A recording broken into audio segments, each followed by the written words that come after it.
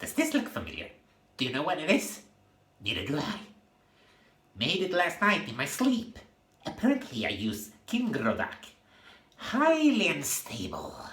Haffis monthly movie report. Hello and welcome to yet another episode. Today, may cartoons fight anime? Because I've been watching a bunch of animated movies, some from Japan and some that weren't from Japan, so let's see how they did. Starting off at movie number 23. Resan till Melonia, The Journey to Melonia. Was pretty excited to actually see a Swedish cartoon movie featuring Robin. But there were characters acting kind of random, partly in an attempt to make fun or make you laugh, and some surrealistical stuff that rubbed me the wrong way. Also, this is kind of a mixture of fancy theater and a children's story. Not a good mix. Not my cup of tea. Even though it had a really promising first scene. The first scene was really good. You should watch the first 5 minutes or so of this movie. Number 22. Starts pretty okay. Feels a bit like a Woody Allen movie, I guess. I haven't really seen any Woody Allen movies, so I can't tell. It was dirtier than I originally thought, and ultimately too jumpy for my taste. Number 21. The Prophet, or Kali Gribrand's The Prophet. Well, I don't care for poetry, which seems to be what this movie was aiming at showing off, some poetry, because it's based on a book about poetry. There are a bunch of different styles of animations or different design choices in this, but it's mostly CG 3D models, which kind of looks like doll. I would rather have seen some live action replace that part. Also, characters feel kind of basic, probably because the main focus was poetry, which previously mentioned I don't care for. I didn't get it. But I would like to hear people tell me about this poetry and what it means to them. That would be interesting. Number 20. Gay Peri. Horrible backgrounds and an animation that's only decent. Story keeps me interesting though. Had some funny lines in it, but not enough of them. Not enough. Number 19. Princess Mononoke. A very long movie to watch. Remember, this movie is kind of short from my first view. Also remember the main girls and her mother's relationship being different than it was in this movie. Overall, it's a pretty messy movie with an ending that makes little to no sense to me. Number 18. Persepolis. Pretty basic art styles when in color, but it gets an artistic touch when it turns to black and white. The story is interesting, but nothing revolutionary, which is kind of a weird choice of words considering the story. Number 17. Rig of Superman. Had a pretty stupid bad guy, otherwise not that bad. Superboy's origin was pretty interesting, as well as his fighting style, so Superman good, everything else meh. Number 16. Mary and the Witch's Flower. Seems to borrow details from numerous Ghibli movies, but ultimately feels a bit more shallow. Movie did have many spectacular moments in it, but it doesn't sell the mundane things. And when all you have is spectacular, it kind of turns into normal, making it boring. Less is more, people. I think also the colors might be rubbing me the wrong way. Number 15. From Up on Poppy Hill. Great music mostly. Calm story. Touching ending. Actually remembered it ending differently. Yeah, guess we're gonna hear that a bunch of times. Number 14. Titan AE. Not a fan of the mixture of 3D graphics and 2D animation, even if this movie manages to make it somewhat unnoticeable. Oh yeah, and also... Does this look familiar? Do you know what it is? Neither do I. Made it last night in my sleep. Apparently I use Kingrodak. Highly unstable. Is from here.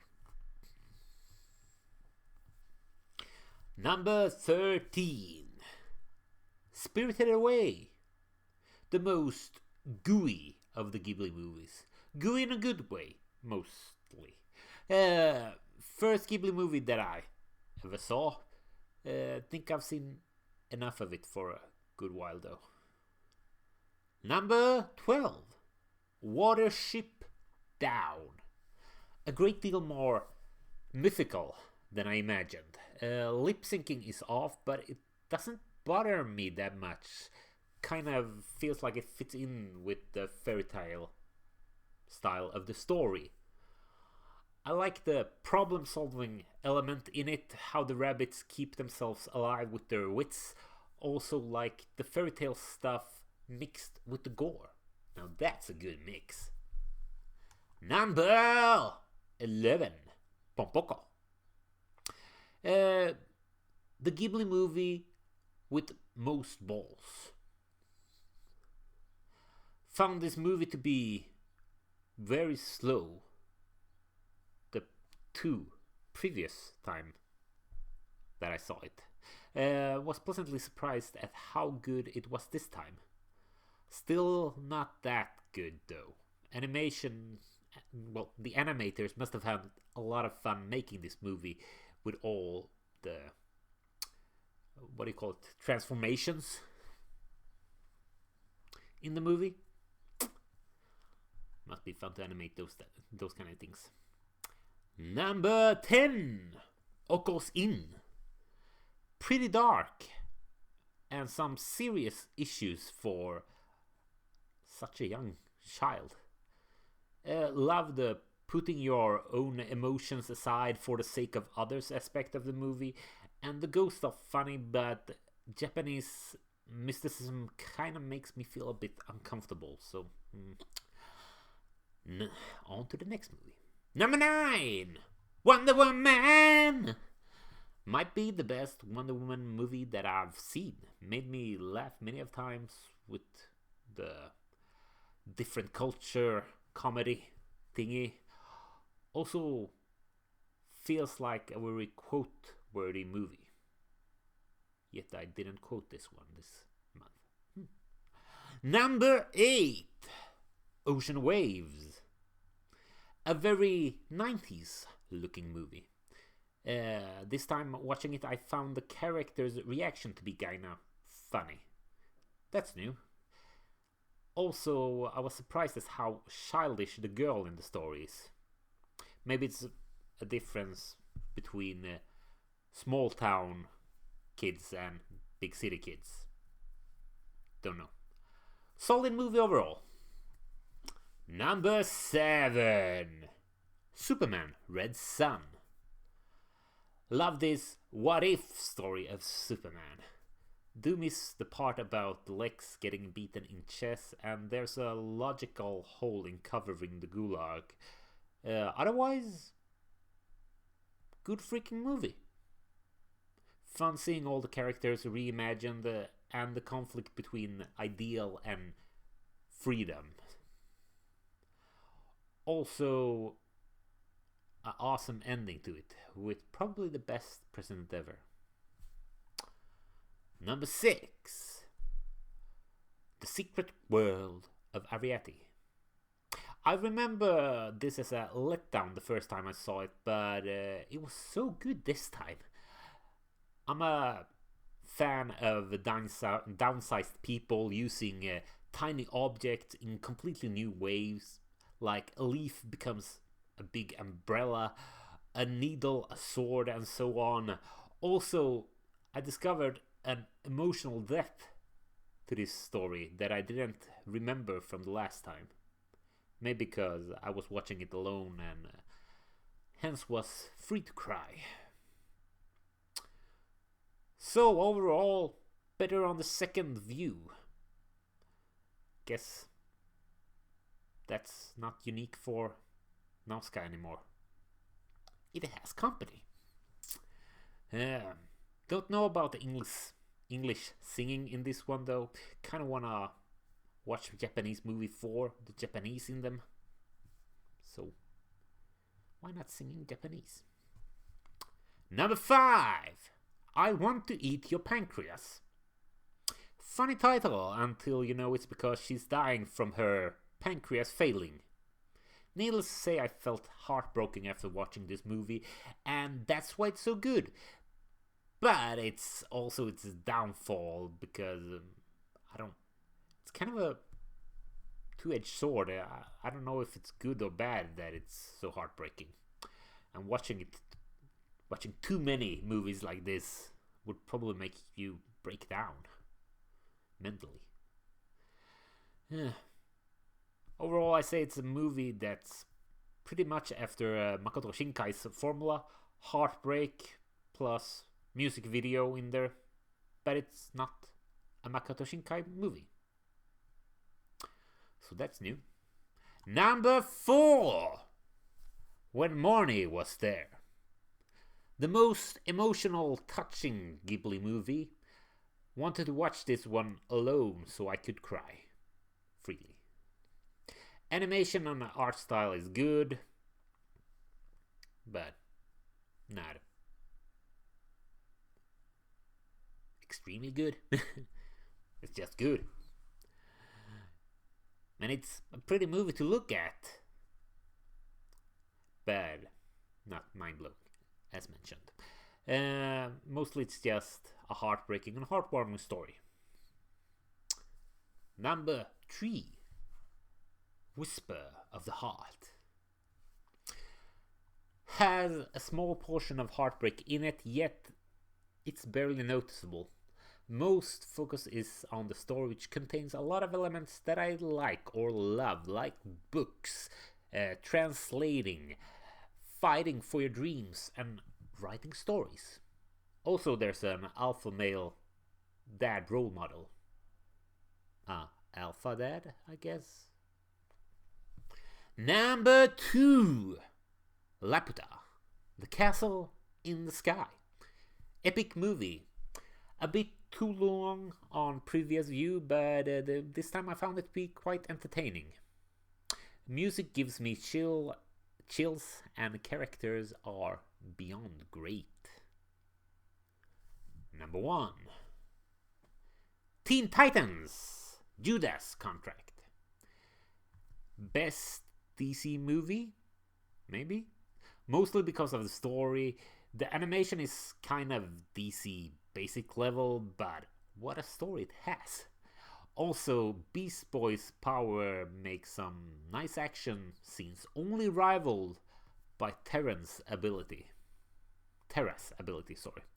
All characters in the team have their own issues, and I find them all to be fascinating. And that's why it's the best movie that I saw last month. So, how did cartoons do against anime movies? Let's take a look at the stats. Okay, what we have here is stats for all the movies in the categories and the ones that I saw for the first time, the first use of these movies. So, I saw 11 movies in total that were cartoon movies. 9 of them I haven't seen before. So in total, I watched 962 minutes of cartoons, and 784 minutes of those were movies that I saw for the first time. While I saw 12 anime movies, and only 3 of them were movies that I saw for the first time. Average runtime of the anime movies is higher by 20 minutes overall, and what's that, like 15 minutes for the ones that I saw for the first time. Average year is like, there's like a 5 to 18 years difference depending on which category you look at. But most important is the rank. An average rank of the cartoon movies was 15 or 17, while average rank of the anime movies was 9 or 10. And in general, they landed around 25th place of all the movies I saw for the first time this year, while the cartoon movies landed on spot 44 in average. So, even though anime movies were longer and more recent, they still obtained a better rank overall. It was still a cartoon movie that won. It also was a cartoon movie that came in last place, so. But I say, in overall, anime wins. Yeah. So, next up, Swedish movies versus... I don't know, I'm gonna keep it secret. Find out next month what I'll be watching this month. Until then, bye-bye.